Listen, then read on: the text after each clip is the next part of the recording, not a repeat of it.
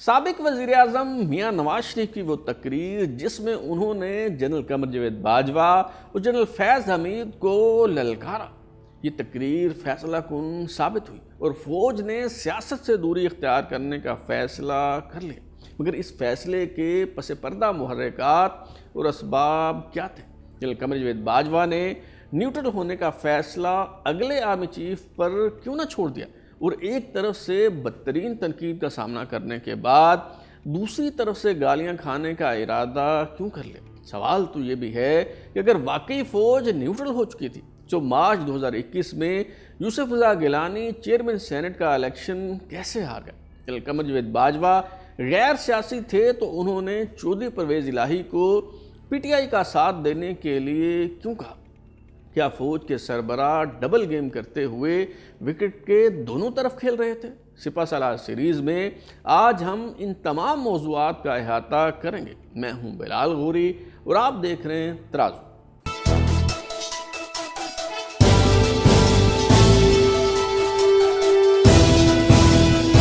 Project Imran کی منصوبہ بندی 2028 تک کی تھی، لہٰذا وزیر اعظم عمران خان نے جنرل قمر جاوید باجوہ کی 3 سالہ مدت ملازمت ختم ہونے سے 3 ماہ 10 دن پہلے ہی 19 اگست 2019 کو انہیں مزید 3 سال کے لیے آرمی چیف تعینات کر دیا۔ ایک پیٹیشنر ریاض راہی نے آرمی چیف کی ایکسٹینشن کے معاملے کو سپریم کورٹ میں چیلنج کر دیا۔ جب سماعت شروع ہوئی تو ریاض راہی نے درخواست واپس لینے کی استدعا کی، مگر چیف جسٹس آصف سعید کھوسہ نے اسے عوامی مفاد کا معاملہ قرار دیتے ہوئے 184(3) کے تحت سننا شروع کر دیا، اور پھر ڈرامائی انداز میں army chief general Qamar Javed Bajwa کی ایکسٹینشن کی سمری مسترد کر دی۔ ابتدائی طور پر ہائبرڈ رجیم کی دوڑیں لگوانے کے بعد سپریم کورٹ نے اس حوالے سے قانون سازی کرنے کے لیے 6 ماہ کی مہلت دے دی۔ پھر یوں ہوا کہ سویلین بالادستی اور ووٹ کو عزت دو کا نعرہ لگانے والی انقلابی اپوزیشن جماعتیں آرمی چیف کی ایکسٹینشن کے لیے قانون سازی کے موقع پر بھیگی بلی بن گئی اور اس قانون سازی کے حق میں ووٹ دیا۔ لیفٹیننٹ جنرل ندیم رضا جو بطور سی جی ایس کام کر رہے تھے، انہیں chairman joint chiefs of staff committee تعینات کر دیا گیا۔ سینیارٹی میں پہلے نمبر پر موجود لیفٹیننٹ جنرل سرفراز ستار، جن کے بارے میں یہ توقع ظاہر کی جا رہی تھی کہ وہ جنرل قمر جاوید باجوہ کو ایکسٹینشن نہ ملنے کی صورت میں نئے سپہ سالار بن سکتے ہیں، وہ سپر سیڈ ہونے پر ریٹائر ہو گئے، لیکن یہ افواہیں زیر گردش رہیں کہ سینئر موسٹ جرنیل سرفراز ستار سے جبری طور پر استعفیٰ لینے کے بعد انہیں بچوں سمیت گھر پر نظر بند کر دیا گیا ہے، اور اس جبری حراست کے باعث ان کا بیٹا MBBS کا امتحان نہیں دے سکا۔ ایک ریٹائرڈ میجر جنرل ظفر مہدی عسکری کا بیٹا حسن عسکری جو پیشے کے اعتبار سے کمپیوٹر انجینئر تھا، وہ اس لیے لاپتہ ہو گیا کہ اس نے جنرل قمر جاوید باجوہ کو خط لکھ کر ان کی ایکسٹینشن پر ناپسندیدگی کا اظہار کیا۔ ان کے والد کی اسلام آباد ہائی کورٹ میں پٹیشن کے بعد کورٹ مارشل کر کے اس نوجوان کو 5 سال قید کی سزا سنائی گئی۔ Army chief general Qamar Javed Bajwa سے متعلق یہ بات شائع ہوئی کہ ان کے بیٹے نے بھی مدت ملازمت میں توسیع لینے پر ناراضی کا اظہار کیا، لیکن اسے کوئی سزا نہ ملی۔ وزیر اعظم عمران خان، جنہوں نے اپنے اقتدار کو دوام بخشنے کے لیے army chief general Qamar Javed Bajwa کو ایکسٹینشن دی، انہوں نے قتل کے بعد جفا سے توبہ کے مصداق تب اس فیصلے پر ندامت کا اظہار کیا جب جنرل قمر جاوید باجوہ ریٹائرڈ ہو کر گھر چلے گئے۔ بہت بڑی غلطی کی تھی اور کبھی کسی کو ایکسٹینشن نہیں ملنی چاہیے فوج میں یہ بالکل کنونس، بلکہ میں تب بھی یہ سوچتا تھا، لیکن حالات ایسے بنا دیے گئے کہ یہ ہو جائے گا، اس کو اسٹیبلٹی کی ضرورت ہے۔ اپوزیشن جماعتوں کو اندازہ ہو چکا تھا کہ اس ہائبرڈ رجیم کا مقابلہ سب کو مل کر کرنا ہوگا، چنانچہ ستمبر 2020 میں حکومت مخالف اتحاد PDM یعنی پاکستان ڈیموکریٹک موومنٹ کے قیام کا اعلان کیا گیا۔ مولانا فضل الرحمان کی سربراہی میں قائم اس 11 جماعتی اتحاد نے گوجرانوالا، کراچی، کوئٹہ اور پشاور میں جلسوں کا اعلان کر دیا۔ 16 اکتوبر 2020 کو اس سلسلے کا پہلا جلسہ جو گوجرانوالا میں ہوا، اس میں سابق وزیر اعظم میاں نواز شریف نے اپنی تقریر کے دوران army chief general Qamar Javed Bajwa اور DJISI لیفٹیننٹ جنرل فیض حمید کا نام لے کر تنقید کی تو ہائبرڈ رجیم کے ایوانوں میں ہلچل مچ گئی۔ سینٹ کے انتخابات پر ڈاکہ ڈالنے کا کون ذمہ دار ہے؟ इलेक्शन से पहले जोड़ तोड़ और हॉर्स ट्रेडिंग का कौन जिम्मेदार है? सहाफियों को अगवा करके तशद्दुद करने का कौन जिम्मेदार है?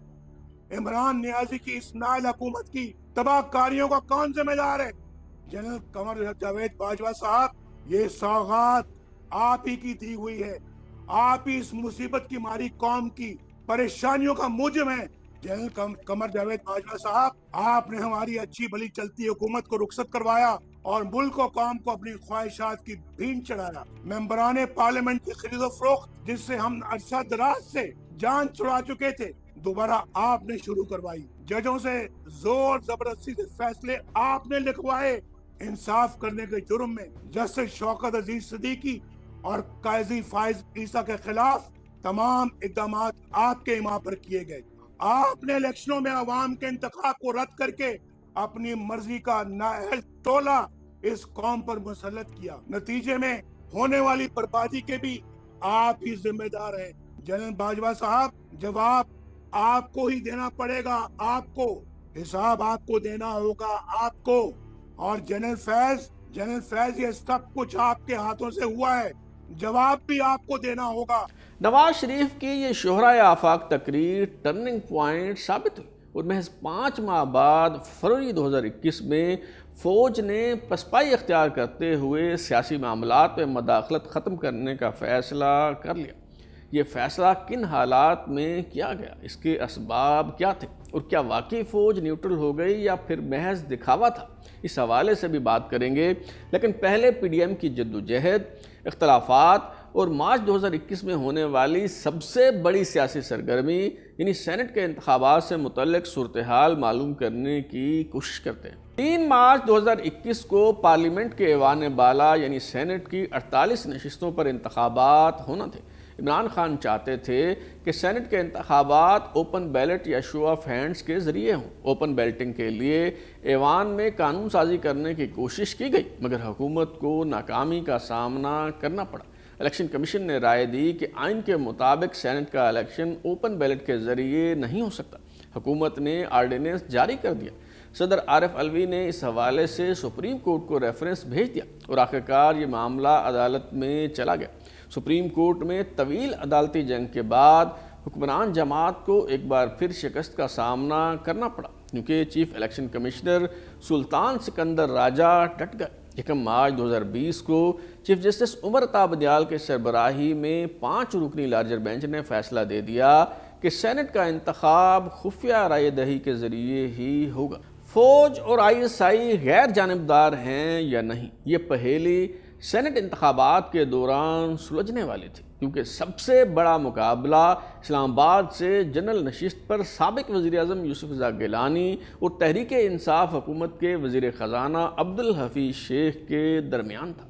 मफाहमत के बेताज बादशाह आसिफ ज़रदारी यूसुफ रज़ा गिलानी को नामज़द करके नई सियासी बिसात बिछा चुके थे। चुनांचे अब्दुल हफीज़ शेख 164 वोट लेकर हार गए और यूसुफ रज़ा गिलानी 167 वोट लेकर सेनेटर मुंतखब हो गए।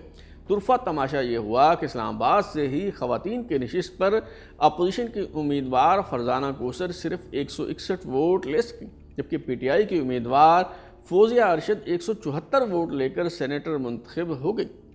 यूसुफ रज़ा गिलानी की जीत ने जहां हुकूमत के लिए ख़तरे की घंटियां बजा दी, वहां अपोजिशन भी ऊंची हवाओं में उड़ने लगी। वज़ीर-ए-आज़म इमरान खान ने इस मौका पर अच्छी चाल चली और मुदाफ़ियाना तर्ज अमल अख्तियार करने के बजाय फौरी तौर पर ऐवान से एतमाद का वोट लेने का ऐलान कर दिया। कौमी असम्बली के 178 अरकान ने वज़ीर-ए-आज़म पर एतमाद का इजहार कर दिया तो बेयकीनी के बादल छट गए और सियासी मतला जो सेनेट इंतखाबात के बाद खासा अबर आलूद था, वो साफ़ हो गया। यूसुफ रज़ा गिलानी की जीत से अपोजिशन जमातों का एतमाद बहाल हुआ तो पाकिस्तान डेमोक्रेटिक अलायंस ने 26 मार्च को इस्लामाबाद की तरफ लॉन्ग मार्च करने और इलेक्शन मिलकर लड़ने का ऐलान कर दिया।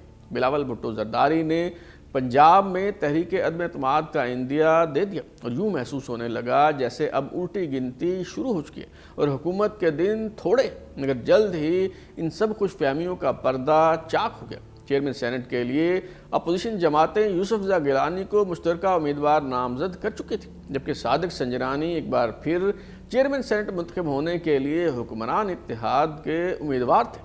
اپوزیشن کو ایوان بالا میں واضح سبقت حاصل تھی اور صادق سنجرانی کا کامیاب ہونا بہت مشکل تھا۔ 12 مارچ 2021 کو چیئرمین سینٹ کے انتخاب کا مرحلہ آیا تو اپوزیشن کے امیدوار یوسف رضا گیلانی کے 7 ووٹ مسترد کر کے صادق سنجرانی کو کامیاب قرار دے دیا گیا۔ چیئرمین سینٹ کے انتخاب کے لیے 100 میں سے 98 ارکان نے حق رائے دہی استعمال کیا۔ صادق سنجرانی کو 48 جبکہ یوسف رضا گیلانی کو 49 ووٹ ملے، مگر یوسف رضا گیلانی کے 7 ووٹ اس لیے مسترد کر دیے گئے کہ مہر دائرے کے بجائے امیدوار کے نام پر لگائی گئی تھی۔ پیپلز پارٹی نے اس معاملے کو عدالت لے جانے کا اعلان کیا، لیکن اسلام آباد ہائی کورٹ نے اس حوالے سے پٹیشن مسترد کر دی۔ اپوزیشن جماعتیں جو پی ڈی ایم کے پلیٹ فارم سے مشترکہ جدوجہد کر رہی تھیں، ان کا سربراہی اجلاس ہوا تو اسمبلیوں سے استعفے دینے کے معاملے پر پھوٹ پڑ گئی۔ پاکستان ڈیموکریٹک الائنس کے سربراہ مولانا فضل الرحمان اور سابق وزیر اعظم میاں نواز شریف چاہتے تھے کہ 26 مارچ کو لانگ مارچ کرنے سے پہلے مستعفی ہو جائے، جبکہ اس پارٹی کے شریک چیئرمین اور سابق صدر آصف زرداری کا موقف تھا کہ پہلے تحریک عدم اعتماد کے ذریعے ان ہاؤس تبدیلی لانے کی کوشش کی جائے۔ اس اجلاس میں بعض تلخ جملوں کا تبادلہ بھی ہوا۔ صدر آصف زرداری نے کہا کہ استعفے دے کر تحریک چلانی ہے تو میاں نواز شریف صاحب پاکستان واپس آئیں، کوئی فیصلہ نہ ہو سکا تو پی ڈی ایم کے سربراہ مولانا فضل الرحمان ناراض ہو کر چلے گئے اور لانگ مارچ ملتوی کر دیا گیا۔ بعد ازاں یوسف رضا گیلانی اپوزیشن جماعتوں کے طے کیے گئے ضابطے کی خلاف ورزی کرتے ہوئے بلوچستان عوامی پارٹی کے ارکان سے ووٹ لے کر سینٹ میں قائد حزب اختلاف بن گئے تو اپوزیشن مزید تقسیم ہو گئی۔ پی ڈی ایم کے جنرل سیکرٹری شاہد خاقان عباسی نے پیپلز پارٹی اور این پی کی قیادت کو شوکاز نوٹس جاری کر دیا تو معاملات پوائنٹ آف نو ریٹرن پر پہنچ گئے۔ اے این پی نے تو پی ڈی ایم سے الگ ہونے کا اعلان کر دیا، جبکہ پیپلز پارٹی بھی عملاً پی ڈی ایم سے لا تعلق ہو گئی۔ عمران خان کی حکومت ماضی کے ہر بحران سے اس لیے بآسانی بچ نکلنے میں کامیاب ہوئی کیونکہ وہ ایک صفحے پر ہونے کا فیض پاتی رہی۔ اکتوبر کے مہینے میں یہ تاثر زائل ہوتا دکھائی دیا اور معلوم ہوا کہ وہ صفحہ پھٹ چکا ہے۔ ہوا یوں کہ افواج پاکستان کے محکمہ تعلقات عامہ نے 6 اکتوبر کو ایک پریس ریلیز کے ذریعے بتایا کہ D G I S I lieutenant general Faiz Hameed کو کور کمانڈر پشاور تعینات کر دیا گیا ہے، جبکہ ان کی جگہ corps commander Karachi lieutenant general Nadeem Anjum کو آئی ایس آئی کا سربراہ تعینات کر دیا گیا ہے۔ پہلے افواہیں زیر گردش رہیں اور پھر حکومت نے تصدیق کر دی کہ اس حوالے سے قانونی طریقہ کار اختیار نہیں کیا گیا۔ آخرکار آئی ایس پی آر کے اعلان کی پاسداری تو کی گئی، مگر اس تبدیلی کو کچھ عرصہ کے لیے مؤخر کر دیا گیا اور پھر 26 اکتوبر 2021 کو ایک نوٹیفیکیشن کے ذریعے بتایا گیا کہ لیفٹیننٹ جنرل ندیم انجم 20 نومبر کو بطور ڈی جی آئی ایس آئی اپنی ذمہ داریاں سنبھالیں گے۔ آگے بڑھنے سے پہلے اب ہم آتے ہیں اس سوال کی طرف کہ فوج نے غیر سیاسی ہونے کا فیصلہ کب، کیسے اور کیوں کیا؟ اگر فوج سیاست سے کنارہ کش ہو چکی تھی اور یوسف رضا گیلانی اس لیے عبدالحفیظ شیخ کو پچھاڑنے میں کامیاب ہوئے تو پھر صادق سنجرانی چیئرمین سینٹ کا الیکشن کیسے جیت گئے؟ چودھری پرویز الہی کے فرزند مونس الہی کے اس بیان کو کس تناظر میں دیکھا جائے کہ عدم اعتماد کی تحریک کے وقت army chief general Qamar Javed Bajwa نے انہیں پی ٹی آئی کی طرف جانے کا کہا؟ اگر وہ بندہ برا ہوتا نا تو وہ کبھی بھی مجھے یہ نہ کہتا کہ آپ عمران خان کے ساتھ جائیں۔ جس ٹائم فیصلہ ہو رہا تھا نا کہ جی ہم نے ادھر جانا ہے، یا ادھر پی ٹی آئی سے بھی آفر آ گئی اور ادھر سے بھی میاں صاحبان سے بھی آفر آ گئی تھی پی ڈی ایم، میری ظاہر انکلینیشن وہاں پی ٹی آئی کی طرف تھی، سب کو پتہ ہے، اس میں کوئی ڈاؤٹ نہیں ہے۔ تو والد صاحب سے پھر ڈسکشن ہوئی، ٹھیک ہے، والد صاحب کی بھی بات ہوئی اور تب یہی انہوں نے کہا کہ میری خواہش یہ ہے کہ آپ ادھر۔ اگر وہ بندہ اتنا برا ہوتا اس کریٹیکل جنکشن پہ وہ ہمیں کیوں کہتا کہ ابھی آپ اتر جاؤ؟ اگر مونس الہی کے اس بیان کی توجہ یہ ہے کہ جنرل قمر جاوید باجوہ طاقت کا توازن برقرار رکھنے کی کوشش کر رہے تھے۔ بھارتی ہدایت کار وشال بھردواج جو شیکسپیئر سے متاثر ہیں، انہوں نے میکبتھ کا بنیادی تصور مستعار لے کر فلم مقبول بنائی۔ اس فلم میں مرالی شرما پولیس افسر ہیں، ایک گینگ کے لوگ مارے جاتے ہیں تو وہ اپنے ماتحت افسروں اوم پوری اور نصیر الدین شاہ سے پوچھتے ہیں کہ اس واردات کے وقت تم لوگ کہاں تھے؟ وہ کہتے ہیں ہم ڈیوٹی پر تھے۔ मुराली शर्मा जवाब देते हैं कि अगर तुम दोनों ड्यूटी पर होते तो शायद ये क्राइम होता ही नहीं। ओम पुरी कहते हैं फिर तो बहुत बड़ा क्राइम हो जाता सर, और फिर अपना फलसफा बयान करते हैं। कहते हैं शक्ति का संतुलन यानी ताकत का तवाज़न बहुत ज़रूरी है संसार में सर। पास खड़े नसीरुद्दीन शाह गिरा लगाते हुए कहते हैं आग के लिए पानी का डर बने रहना चाहिए। शक्ति का संतुलन बहुत ज़रूरी है संसार में सर। आग के लिए पानी का डर बने रहना चाहिए। बिना कुछ किए बैठे बैठाए एक गैंग का सफाया हो गया सर। और जो बच गया वो हमारे साथ है। मतलब हमारे अंडर है। एक गैंग को कंट्रोल करना ज़्यादा आसान होता है सर। जनरल कमर जावेद बाजवा भी सियासी शतरंज की बिसात पर यही खेल खेल रहे थे। 23 नवंबर 2022 को उन्होंने योम शोहदा के मौके पर आखिरी तकरीर के दौरान सियासत से किनारा कश होने की वजह भी बयान की। मैं काफ़ी सालों से इस बात पे गौर कर रहा था कि दुनिया में सबसे ज़्यादा इंसानी हकूक़ की पामाली यानी कि ह्यूमन राइट्स की वायलेशन हिंदुस्तानी फ़ौज करती है, मगर इनके अवाम कम व बेश ही इनको तनकीद का निशाना बनाते हैं। इसके बरक्स हमारी फ़ौज जो दिन रात कौम की खिदमत में मसरूफ़ रहती है, गाए बगाए तनकीद का निशाना बनती है। मेरे नज़दीक इसकी बड़ी वजह 70 साल से फ़ौज की मुख्तलिफ सूरतों में सियासत में मुदाखलत है, जो कि गैर आइनी है। इसलिए पिछले साल फरवरी में फ़ौज ने बड़ी सोच व विचार के बाद फैसला किया कि आइंदा फ़ौज किसी सियासी मामले में मुदाखलत नहीं करेगी। इस तकरीर से कई माह पहले जनरल कमर जावेद बाजवा ने एक मारूफ जर्नलिस्ट के साथ 4 घंटे की 1-on-1 नशिस्त के दौरान ये इंकशाफ किया कि फ़ौज फरवरी 2021 से न्यूट्रल हो चुकी, और यही वजह है कि यूसुफ रज़ा गिलानी सेनेट इलेक्शन जीतने में कामयाब हुए। उनसे पूछा गया कि ये फ़ैसला क्यों किया गया। उन्होंने ये तोजी पेश की कि अमेरिका और इंडिया की फ़ौज का इंसानी हकूक़ की खिलाफ वर्जियों के हवाले से ट्रैक रिकॉर्ड पाक फ़ौज के मुकाबले में बहुत ज़्यादा ख़राब है, मगर उनके बरक्स हमारे यहाँ फ़ौज पर तनकीद सियासत में मुलव्वस होने की वजह से होती है। गैर सियासी होने का फ़ैसला इस तासुर की वजह से किया गया कि फ़ौज पूरी कौम की नहीं बल्कि तहरीक इंसाफ की है। इसके साथ साथ ये परसेप्शन भी बन रही थी कि हुकूमत फ़ौज चला रही है। जनरल कमर जावेद बाजवा से ये सवाल भी पूछा गया कि आपने दोनों तरफ से गालियां खाने का फ़ैसला क्यों किया, आप ये फ़ैसला आने वाले आर्मी चीफ पर छोड़ देते। इसका जवाब उन्होंने ये दिया कि मेरे दौर में बहुत से गलत काम हुए, मेरे ज़मीर पर बोझ था, मैं ये गंद आने वाले आर्मी चीफ के लिए छोड़ने के बजाय इन गलतियों को खुद सुधारना चाहता था। हासिल कलाम यह है कि जिस तरह अमेरिका और चीन के साथ डबल गेम की जाती है और फ़ख्र से बताया जाता है कि हमने उन्हें मामू बना दिया, इसी तरह मकामी सतह पर भी सबको बेवकूफ़ बनाने की कोशिश की जा रही थी। नवाज शरीफ ने गुजरांवाला जलसा में 2 नाम लिए थे, मगर फिर जनरल कमर जावेद बाजवा को बेल आउट करके तोपों का रुख जनरल फैज़ हमीद की तरफ क्यों कर दिया गया। इमरान खान के खिलाफ तहरीक अदम एतमाद कैसे मंजूर हुई, ये मालूम हो सकेगा आइंदा एक साथ। अब तक के लिए इतना ही। अगर आप अपनी राय देना चाहते हैं या फिर कोई तजवीज़ तो हमारा व्हाट्सएप नंबर 033284105337 दस्तियाब है। अपना फीडबैक दें, लाइक करें, सब्सक्राइब करने के बाद बेल आइकन यानी घंटी दबाएं और देखते रहें हमारा चैनल तराजू।